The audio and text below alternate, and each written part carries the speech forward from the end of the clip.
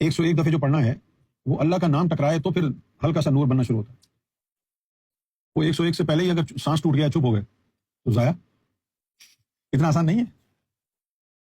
101 دفعہ تکرار ہوتی ہے تو پھر ہلکا سا نور بننا شروع ہوتا ہے. یہی بات لوگوں کو سمجھ میں نہیں آتی, اس لیے اللہ اللہ 10-12 مرتبہ کر کے چپ ختم. 101 دفعہ مستقل ٹکرائے گا تب نور بننا شروع ہوگا نا. تو مینڈک کی طرح اچھل رہا تھا, اچھل کے 10-15 دفعہ کہا پھر چپ ہو گیا. اسی لیے ایسی آواز میں ضرب لگنی چاہیے کہ جو آپ کے گلے پر بوجھ بھی نہ ہو اور یو کین کیپ گوئنگ. اللہ اللہ اللہ, اور اس کے ساتھ ساتھ سانس بھی لیتے رہیں. سب سے بڑا مسئلہ یہ لوگوں کو ذکر کرنا ہی نہیں آتا. ذکر میں جہاں تصور کی بہت اہمیت ہے کہ جب آپ ذکر کر رہے ہیں اس وقت دل پہ تصور ہو. سلطان حق باہو نے فرمایا ہے کہ ذکر زبان سے تو کریں لیکن دل پہ اس میں اللہ کا تصور نہ ہو تو ایسی آواز گدھے کی آواز جیسی ہے, ان کو فائدہ نہیں. بھئی آپ پانی لے کے پھینک رہے ہیں, پی تو ہے نہیں رہے تو بیکار گیا نا. اسی طرح آپ اللہ اللہ کر کے دل میں ڈال ہی نہیں رہے.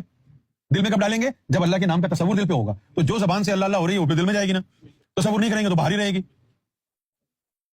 تو یہ تصور اس ذکر کے دوران کرنا بہت ضروری ہے, بلکہ یوں سمجھو کہ ذکر سے زیادہ ضروری تصور ہے.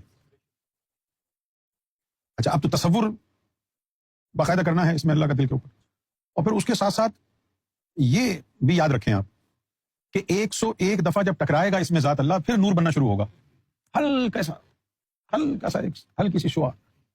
اور 101 سے پہلے ہی آپ کا سانس ٹوٹ گیا تو پھر کیا ہوگا, پھر بیکار ہے, پھر دوبارہ شروع, پھر دوبارہ 20 دفعہ کیا پھر شروع.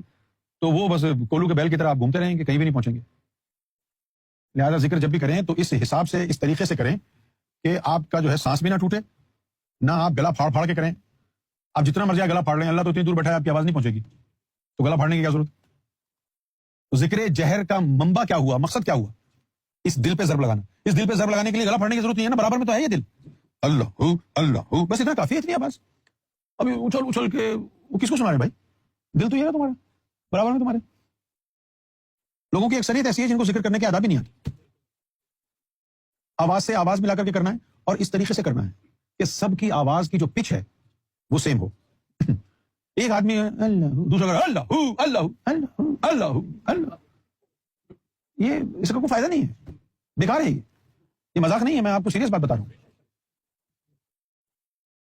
جب ندیم بھائی دعا کراتے ہیں اور آخر میں ہم کلمہ پڑھتے ہیں اس وقت سب صحیح پڑھ رہے ہوتے ہیں.